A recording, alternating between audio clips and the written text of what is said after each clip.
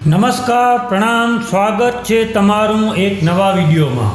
મિત્રો, આજની વાર્તા ખૂબ જ જ્ઞાનવર્ધક બનવાની છે, તો વિડીયોને અંત સુધી જરૂરથી જોજો।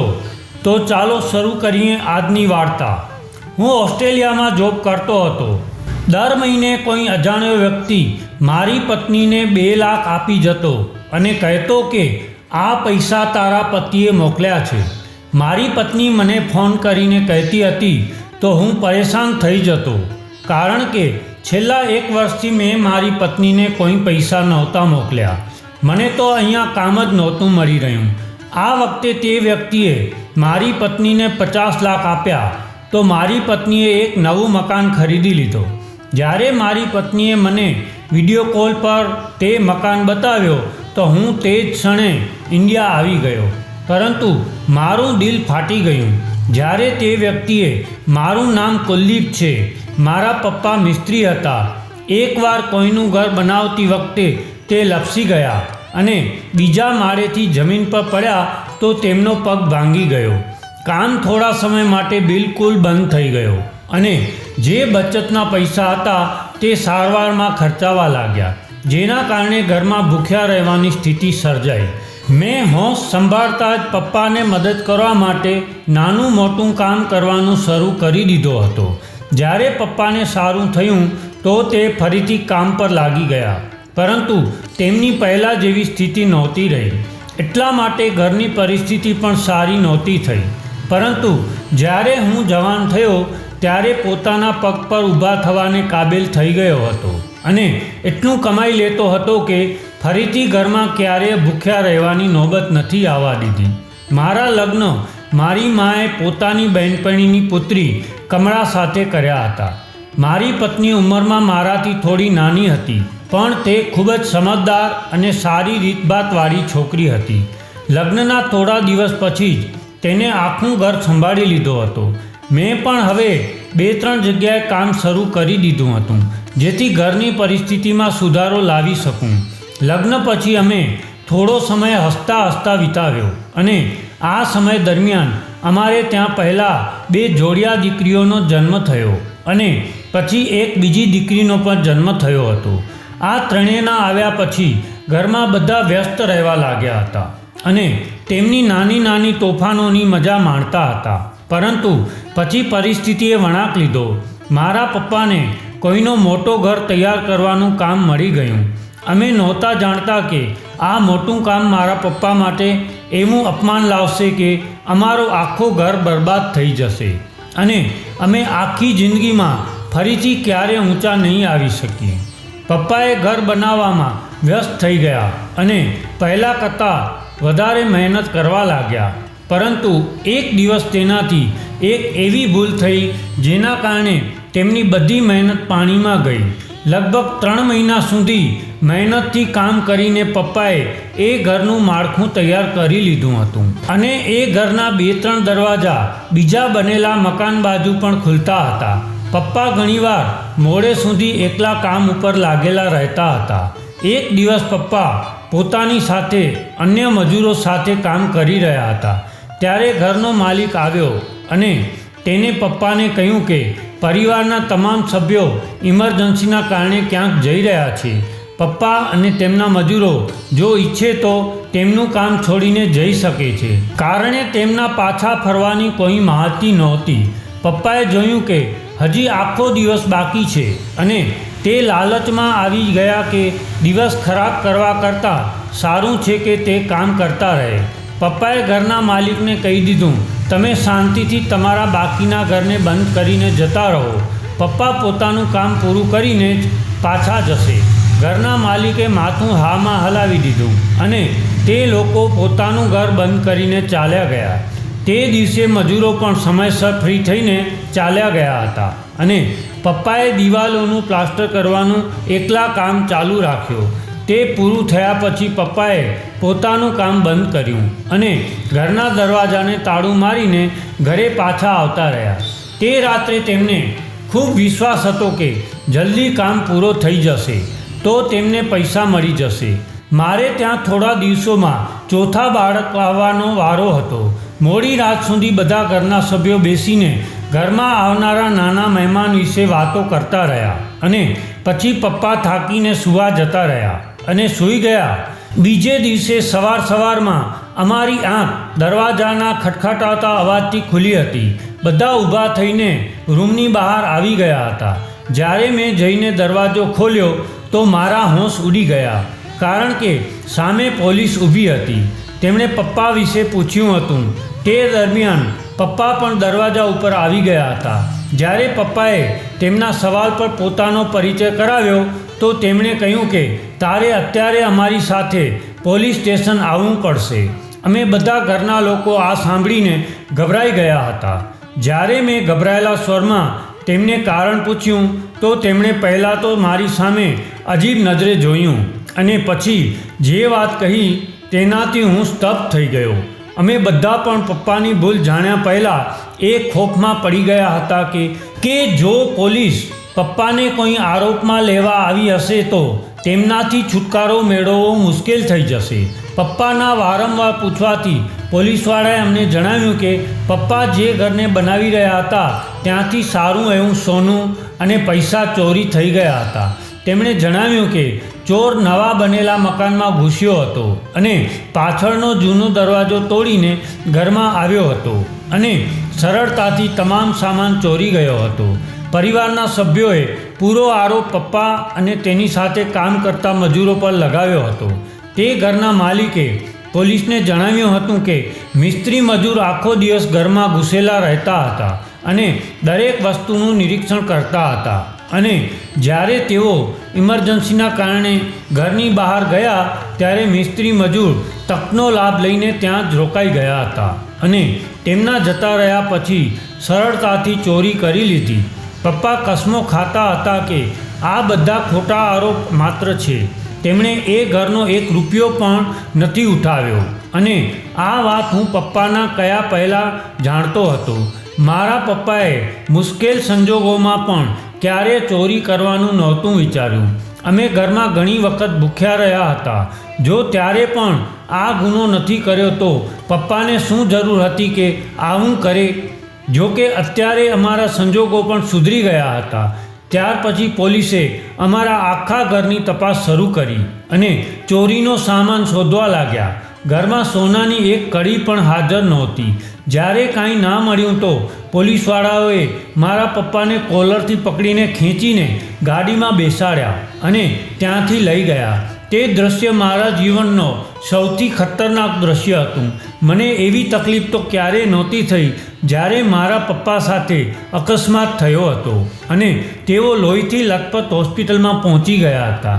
મારા વૃદ્ધ પિતા, જેમને ઘરની બહાર નીકળતી વખતે હું ઇજ્જતથી તેમનો હાથ પકડીને બહાર લઈ જતો હતો, આજે મારી નજર સામે તેમને અપમાનિત કરીને ખેંચીને લઈ જવામાં આવ્યા હતા.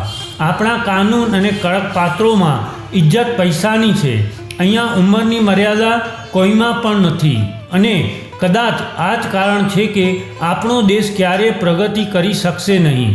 અહીંયા ગુનો સાબિત થાય તે પહેલાં જ ગરીબો સાથે ગુનેગારો જેવો વ્યવહાર કરવામાં આવે છે. મારી માં જોર જોરથી રડી રહી અને મારી દીકરીઓ ગભરાઈ ગઈ હતી. મારી પત્ની તેના ભારે પગ સાથે ગભરાયેલી મારી માને ટેકો આપતી હતી અને ક્યારેક પોતાની પુત્રીઓને સાંત્વના આપવાનો પ્રયાસ કરતી હતી. મેં માને સાંત્વના આપી હતી. હું તેને દરવાજો બંધ કરવાનું કહીને ઘરેથી બહાર નીકળ્યો અને સીધો પોલીસ સ્ટેશન પહોંચી ગયો. મેં મારા પપ્પાને મળવાનો ખૂબ પ્રયાસ કર્યો, પરંતુ મને તેમને મળવાની મંજૂરી ના આપી. ઘણી બધી દોડધામ કર્યા પછી એક મિત્રએ મને કહ્યું કે તેનો મોટો ભાઈ તે પોલીસ સ્ટેશનમાં સામાન્ય કોન્સ્ટેબલ હતો. તે લોકો આ બાબતે મારી મદદ કરી શકે તેમ નહોતા, પણ તેઓએ મને મારા પપ્પા વિશે જાણકારી મેળવીને મને જણાવી શકતા હતા. તે કોન્સ્ટેબલે મને જણાવ્યું કે પપ્પાની જેમ બીજા મજૂરો પણ ખાલી હાથે પોલીસ સ્ટેશનમાં લાવવામાં આવ્યા હતા. બધાએ એક જ બયાન આપ્યું હતું કે તેઓ ઝડપથી પોતાનું કામ પૂરું કરીને ત્યાંથી નીકળી ગયા હતા. તેમને થોડી ઘણી પૂછપરછ કર્યા પછી છોડી દેવામાં આવ્યા અને ચોરીનો સંપૂર્ણ આરોપ પપ્પા ઉપર આવી ગયો હતો. ત્યારબાદ પપ્પાને જેલ થઈ ગઈ હતી, કારણ કે તે ઘરના માલિકે કહ્યું હતું કે જ્યાં સુધી તેઓ તેમનું સોનું અને પૈસા પાછા ના આપે ત્યાં સુધી તેમને જેલમાં જ રાખવામાં આવશે ને તે ઘર શોધી કાઢ્યો અને ત્યાં પહોંચીને હું તે સાહેબ પાસે ચોરી થવાની તપાસ કરવા લાગ્યો. ત્યાં અફસોસ વ્યક્ત કરવા માટે ઘણા લોકો એકઠા થયા હતા. મેં તે માણસને સમજાવવાની કોશિશ કરી કે મારા પપ્પા ચોર નથી અને હું તેમને વિનંતી કરતો રહ્યો કે તે પોલીસ સ્ટેશને કહીને અસલી ચોર શોધવાની કોશિશ કરે, કારણ કે મારા પપ્પા આખી જિંદગી જેલમાં રહેશે તો તેમને સન્માન ક્યારેય નહીં મળે. મારી વાત ઉપર તે માણસ ભડકી ઉઠ્યો અને મને ધક્કા મારવા લાગ્યો. તે ગુસ્સામાં ના જાણે મને શું બોલી રહ્યો હતો કે તમે ગરીબ લોકો દુનિયાની સામે માસૂમિયત ઢોંગ કરો છો, પોતાને શરીફ બનાવી રાખો છો, પરંતુ વાસ્તવમાં તમે લોકોના ઘર ખાલી કરીને પોતાની મિલકતો બનાવી લો છો. હું ચૂપચાપ તેની સામે જોતો રહ્યો. મારી વારંવારની ફરિયાદ પર તેણે માત્ર તેની જીભના તીર નહોતા ચલાવ્યા, પરંતુ મારા ગાલ ઉપર થપ્પડ મારીને મને ધક્કા મારીને ઘરની બહાર કાઢી મૂક્યો હતો. તે વ્યક્તિ મારી વાત સાંભળવા તૈયાર નહોતો. તેની સાથે ઊભેલા તેની જેવા જ અમુક ભણેલા ગણેલા ખાતા પીતા લોકો એવા પણ હતા જેઓ મારી સાથે થતા વર્તન ઉપર દુઃખી થઈ રહ્યા હતા અને તે વ્યક્તિને રોકવાનો પ્રયાસ કરી રહ્યા હતા, પરંતુ તે કોઈની વાત સાંભળતો નહોતો. તે લોકોના રોકાવાથી ઉલટો બૂમો પાડવા લાગ્યો કે તેના બાળકોના લગ્ન થવાના હતા અને તમામ ઘરેણાં થોડા દિવસ પહેલાં ઘરમાં લાવ્યો હતો અને મારા બાપે એ બધું ચોરી લીધું છે. તે બોલી રહ્યો હતો કે હવે હું મારી દીકરી અને દીકરાની સાસરીવાળાને શું મોઢું બતાવીશ. હું વિચારી રહ્યો હતો કે માત્ર સોનું ના આપવાથી શું અમીરોના ત્યાં લગ્ન નથી થઈ શકતા, કે શું મને પણ અહેસાસ હતો કે બચત ચાહે ગરીબની હોય કે અમીરની દરેક માટે મહત્ત્વની હોય છે, પરંતુ કોઈ પણ પુરાવા વગર લોકો એક ગરીબ વૃદ્ધ માણસને જેલમાં નાખીને તેના પરિવારના લોકોને ધિક્કાર આપી રહ્યા હતા. હું નિરાશ થઈને ઊભો થયો અને ઘરે પહોંચી ગયો, પરંતુ મારા ઘરના દરવાજા ઉપર તાળું લાગેલું જોઈને મારા હોશ ઉડી ગયા હતા. મેં ગભરાઈને અમારી બાજુવાળાનો દરવાજો ખખડાવીને પોતાની પત્ની અને મા વિશે પૂછ્યું તો તેઓએ કહ્યું કે સાંજે મારી પત્નીની તબિયત અચાનક બગડી જવાને કારણે મારી મા તેને નજીકના ક્લિનિકમાં લઈ ગઈ હતી. હું દોડતા ત્યાં પહોંચ્યો તો મારી મા ઉદાસ ચહેરો લઈને સામે ઊભી હતી. જ્યારે હું મા પાસે પહોંચ્યો તો તે સામે ઊભી હતી. જ્યારે હું મા પાસે પહોંચ્યો તો તે આશાભર્યા સ્વરમાં પપ્પા વિશે પૂછવા લાગી તો મેં નિરાશામાં માથું નમાવ્યું તો તે ગુમસુમ થઈ ગઈ. ત્યારબાદ મેં માને સાંત્વના આપી અને પોતાની પત્ની વિશે પૂછ્યું તો એક નર્સ મને અભિનંદન પાઠવવા લાગી, કારણ કે આ વખતે ફરે મારે ત્યાં પુત્રીનો જન્મ થયો હતો. પપ્પાની વિશે જણાવતા જ મારી માનું દિલ તૂટી ગયું અને તે જોરથી રડવા લાગી અને મારા ચૂપ કરાવવા ઉપર બોલી કે કાશ આપણે લાલચ ના કરતા અને તારા પિતાને આ કામ લેવાની ના પાડી દેતા. તેમની તબિયત એમ પણ હવે પહેલાં જેવી નહોતી રહી. તો મેં મારી માને ગળે લગાવી અને આશ્વાસન આપતો રહ્યો કે પપ્પા નિર્દોષ છે અને આ વાત જલ્દી સાબિત થઈ જશે. મારી પત્નીની હાલત સુધરતા અમે તેને ઘરે લઈ આવ્યા. હું મારા પપ્પા માટે પણ દોડાદોડી કરી રહ્યો હતો અને તે દિવસના અપમાનને ભૂલીને 2-3 વાર ફરીથી એ ઘરના માલિક પાસે ગયો હતો, કારણ કે મારા જેવો ગરીબ વ્યક્તિ વકીલ નહોતો કરી શકતો. મારી પાસે ભગવાનનો સહારો હતો અને તેમની પછી તે વ્યક્તિનો આશરો હતો જે મારા પપ્પાને નિર્દોષ માનીને માફ કરી દે, પણ તે મારી વાત સાંભળવા તૈયાર નહોતો. તેને ખાતરી હતી કે અમે જે તેના પૈસા અને ઘરેણાં છુપાવ્યા છે તે દર વખતે એક જ વાતનું પુનરાવર્તન કરતો રહ્યો હતો કે જો હું તેને તેનો સામાન પાછો આપી દઉં તો તે પપ્પાને માફ કરી દેશે. આ સમય દરમિયાન જ્યારે મારે પપ્પાને મળવાનું શક્ય બન્યું તો હું તેમને મળવા ગયો અને મારી ધીરજ તેમની હાલત ઉપર જવાબ આપવા લાગી હતી. તે જેલના એક ખૂણામાં ખૂબ જ ખરાબ હાલતમાં બેઠા હતા. જ્યારે મેં મારી દીકરી વિશે જણાવ્યું તો તે ખુશ થવા લાગ્યા અને બોલ્યા કે તારી દીકરીઓને મારા વિશે કંઈ ના જણાવતો. તેમને કહી દેજે હું કોઈ કામ માટે બીજા શહેરમાં ગયો છું. હું નથી ઈચ્છતો કે તેઓ આ વાત સાંભળીને વિચારવા લાગે કે કદાચ તેમના દાદા ખરેખર ચોર છે. મારું હૃદય આ વાતો ઉપર તડપી ઉઠ્યું હતું. ગરીબી વ્યક્તિને ક્યારેક એટલી લાચાર બનાવી દે છે. હવે મને પહેલીવાર પોતે ગરીબ હોવાનું દુઃખ થયું હતું. મેં પહેલીવાર વિચાર્યું હતું કે જો હું અમીર હોત તો આજે સ્થિતિ આવી ના હોત. પપ્પાને આ રીતે નિર્દોષ હોવા છતાં પણ જેલમાં ના જવું પડ્યું હોત અને મારે કોઈને વિનંતી ન કરવી પડી હોત. મેં આ વાત પપ્પાની સામે દોહરાવી તો તેઓ મને સમજાવવા લાગ્યા કે ગરીબી ખરાબ વાત નથી.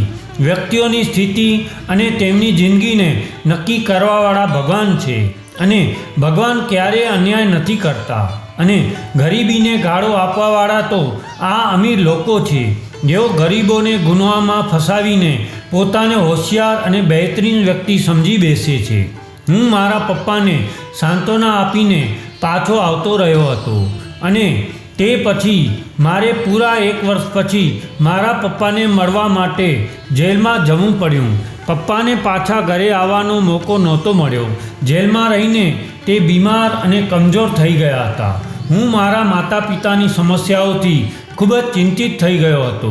1 વર્ષ પછી મમ્મીની ધીરજ જવાબ આપી ગઈ અને તે પપ્પાની રાહ જોવામાં જ આ દુનિયામાંથી જતી રહી. હું હજુ પપ્પાને મમ્મીના મૃત્યુ વિશે જણાવવા વિચારી રહ્યો હતો કે એક દિવસ મને પપ્પાના મૃત્યુના સમાચાર મળ્યા.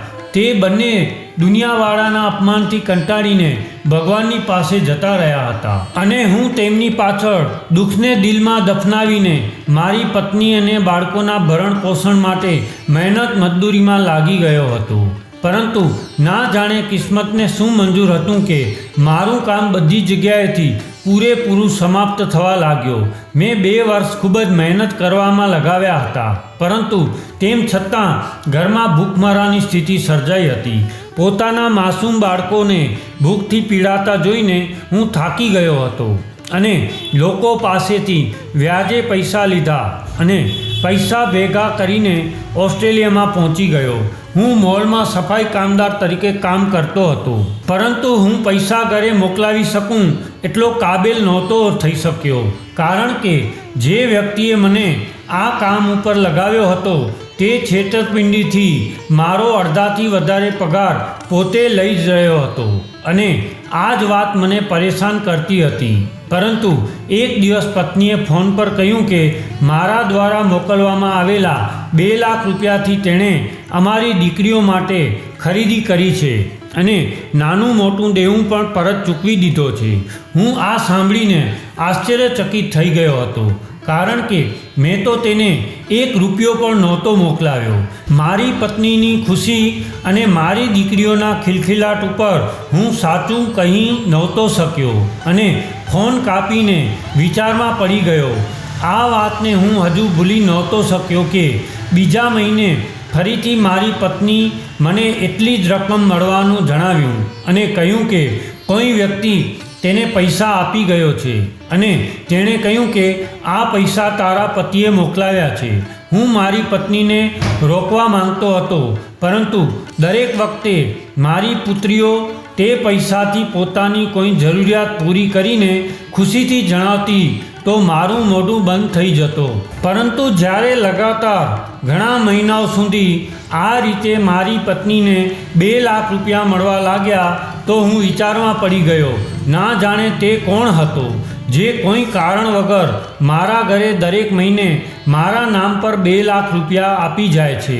મારી પત્ની એક જવાન સ્ત્રી હતી અને હું દીકરીઓનો પિતા હતો. મને આ વાત ઉપર ગભરાટ થઈ રહી હતી. આટલી મોટી રકમના બદલામાં કાલે કંઈ પણ કરવામાં આવી શકતું હતું. આ વખતે તો મારી પત્નીએ મારો જીવ અદ્ધર કરી નાખ્યો હતો, કારણ કે તે વ્યક્તિ તેને 50 લાખ રૂપિયા આપી ગયો હતો અને મારી પત્નીએ એક નવું મકાન પણ ખરીદી લીધો હતો. આ વખતે હું મારું બધું કામ છોડીને ઇન્ડિયા આવી ગયો. જ્યારે મેં ઘરે પહોંચીને જોયું તો મારા ઘરની પરિસ્થિતિ ઘણી હદ સુધી બદલાઈ ગઈ હતી. ઘરમાં સારું ખાવા પીવાનું હતું અને મારી પત્નીએ દર મહિને મળતા 2 લાખમાંથી મારું દેવું પણ ચૂકવી દીધો હતો. એક નવું મકાન પણ ખરીદી લીધો હતો. મારું જીવન પણ સરળ બની ગયો હતું. પરંતુ મારે પૈસા આપનારનું નામ અને કારણ જાણવું હતું. હું મહિનો પૂરો થવાની રાહ જોવા લાગ્યો અને જ્યારે તે વ્યક્તિ પૈસા આપવા આવ્યો તો મેં દરવાજો ખોલ્યો. તે વ્યક્તિ મને જોઈને ગભરાઈ ગયો હતો. મેં તેને રોકીને કડક રીતે સવાલ કર્યો કે તે કોણ છે અને કેમ દરેક મહિને મારા ઘરે પૈસા આપવા આવે છે. મારા સવાલ ઉપર જ્યારે તે માથું નમાવીને બોલ્યો તો મને એકદમ ગુસ્સો આવી ગયો હતો. તેણે કહ્યું કે તે એ વ્યક્તિનો પુત્ર છે જેણે મારા પિતાને ચોરીના આરોપમાં જેલમાં પુરાવ્યા હતા. આ સાંભળીને મારી અંદર ગુસ્સાનું એક જોરદાર મોજું ઊભું થઈ ગયું હતું. હું તેના પિતાની જેમ જ તેને ધક્કા નહોતો મારી શક્યો, પરંતુ મેં તેને એટલું જરૂર કહ્યું હતું કે હું તેમના જેવા હરામી પૈસાવાળા લોકો પાસેથી આ દાનનો હકદાર નથી. એટલા માટે તે પૈસા પાછા લઈ જાય. મારી વાત ઉપર તે છોકરાએ કહ્યું કે તું એ નથી જાણવા માંગતો કે હું આટલી મોટી રકમ તારા ઘરે કેમ આપતો રહ્યો છું.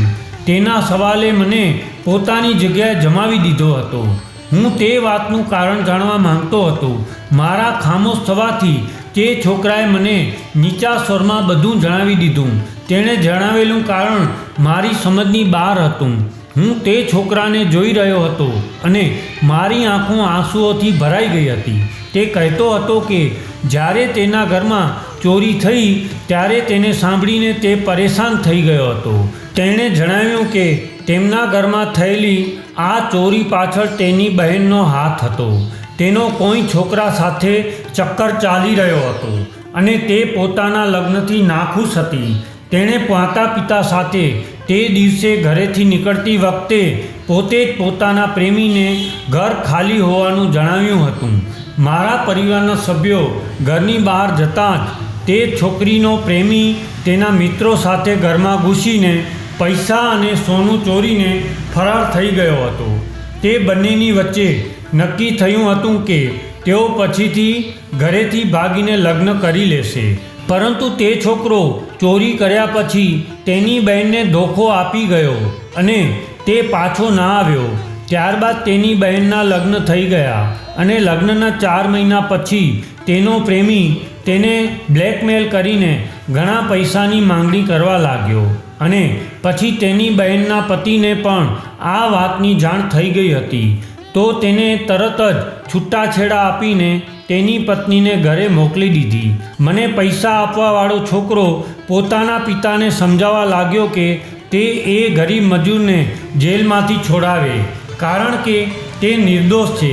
પરંતુ તેના પિતા પોતાની ઇજ્જત માટે ચૂપ રહ્યા હતા. મારા પિતાને નિર્દોષ જાહેર કરવા માટે તેણે પોતાની પુત્રીનું રહસ્ય જાહેર કરવું પડતું, પરંતુ તે જુલ્મ ઉપર મક્કમ રહ્યા. જ્યારે તે ક્રૂર વ્યક્તિનું 1 વર્ષ પછી મૃત્યુ થયો તો તેના મૃત્યુ પછી તેનો પુત્ર મારા પિતા પાસે જેલમાં ગયો હતો અને તેમને બધી સચ્ચાઈ જણાવી દીધી હતી. તે એક લાગણીશીલ છોકરો હતો. તે પોલીસવાળાને આખી વાત કહેવા માંગતો હતો જેથી મારા પિતા જેલમાંથી બહાર આવી શકે. પરંતુ મારા પિતાએ તેને પોતાની બહેનને આ રીતે બધાની સામે બદનામ કરવાથી અટકાવી દીધા હતા. આ વાતના થોડા દિવસો પછી મારા પિતાનું અવસાન થઈ ગયો હતો. પણ જતાં જતાં એ છોકરાને પોતાનો કરજદાર બનાવી ગયા હતા. તે છોકરો બધાને સચ્ચાઈ જણાવીને બોલ્યો કે આ બધા પૈસા તે અપમાનની સામે કંઈ પણ નથી. તે બોલી રહ્યો હતો કે આ પૈસા માત્ર પોતાના પિતાના ગુનાઓને ઘટાડવા માટે છે જે મારા પિતા ઉપર લગાવવામાં આવ્યા હતા. તે છોકરો મારા ઘરે મારી માફી માંગવા પણ આવ્યો હતો, પરંતુ ત્યારે હું ઓસ્ટ્રેલિયા જતો રહ્યો હતો. તે છોકરો મારી પાસે માફી માંગીને મને આ બધું કહીને ચાલ્યો ગયો અને હું વિચારી રહ્યો હતો કે શું આ પૈસા મારા પિતાની ઇજ્જત અને અમારો સારો સમય પાછો લાવી શકે છે. કદાચ ના, પણ એ છોકરાના વિચારથી મને ખાતરી થઈ ગઈ કે સારા ખરાબ માણસો દરેક વર્ગમાં હોય છે અને એ પણ એક જુલ્મ કરનાર પિતાનો એક નરમ દિલ અને નેક પુત્ર હતો, જેની પાસે પૈસા પણ ખૂબ જ હતા અને સારી નિયત પણ હતી. તો મિત્રો, આજની આ વાર્તા તમને કેવી લાગી કોમેન્ટમાં જરૂર જણાવજો. અને જો વિડીયો પસંદ આવ્યો હોય તો આપણી ચેનલને સબસ્ક્રાઈબ જરૂર કરજો. જય શ્રી કૃષ્ણ.